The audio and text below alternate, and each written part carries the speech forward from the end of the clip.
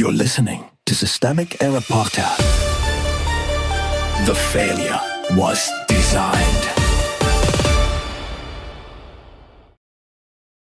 Joe Rogan threatened to no-show Oval Office event amid messy fight with key Trump aide, based on an article by Alex Henderson.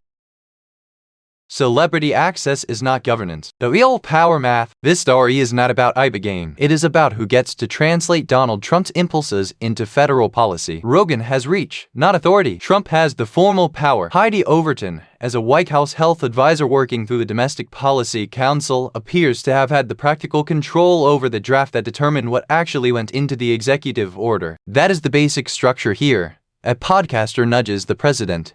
The president issues an instruction, staff lawyers and policy aides clean it up, and the people closest to the microphone call that messy when they do not get to write the final draft themselves. What happened? According to the reporting, Rogan privately pressed Trump on ibogaine. Trump signaled approval by text, and the White House moved toward an executive order on psychedelic therapies. Then Overton revised the draft in coordination with other agencies, drinking it materially before Trump signed it. Rogan's allies, including Bryan Hubbard, allegedly threatened to skip the signing ceremony unless they had input on the edits. That is the entire drama, not a policy dispute, but a fight over who gets to claim authorship of a presidential gesture. The complaint about unelected bureaucrats. The Maha line quoted here is familiar authoritarian whining dressed up as populism. A supporter attacked Overton as an unelected bureaucrat supposedly overriding presidential power. That accusation is backwards on purpose. She was not seizing power from the president. She was exercising the machinery of government that actually turns whims into policy text. The complaint is not that Overton lacked legitimacy. The complaint is that someone without celebrity status may have had more control over the policy than the people treating Trump like a vending machine for favors. Trump's administration as a patronage arena. This is the deeper pattern. Trump's White House is not functioning like a disciplined executive branch. It is operating like a scrambled patronage system where influence flows through proximity, public adoration, and factional pressure. Rogan can call the president. Maha activist can threaten to boycott a photo op. A health aide can still revise the document. No one involved is describing a stable governing process, because there is none. That matters because this is how unserious administrations produce real consequences. Policy is not made through coherent priorities, but through personality, leverage, and last-minute edits. The framing is too soft. The article's language of things getting messy is too polite for what it actually describes. This is not mess. It is a power struggle inside an administration that elevates influencers, then depends on staff to stop the chaos from hardening into law. The conflict also exposes how badly Trump world wants credit for healing power rhetoric while outsourcing the actual governance to aides, agencies, and negotiators who are then blamed for slowing the spectacle. The problem is not that one aide allegedly overreached. The problem is that a president who governs by impulse invites this kind of freelancing,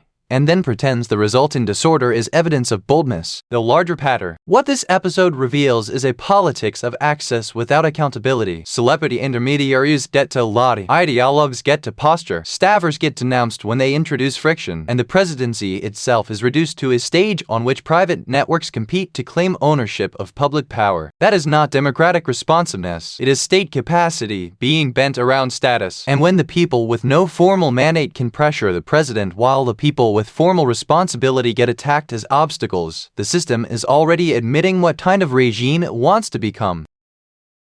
You've been listening to Systemic Error. Thanks to Alternet for today's article, with the automated voice of Ryan. Thanks for listening.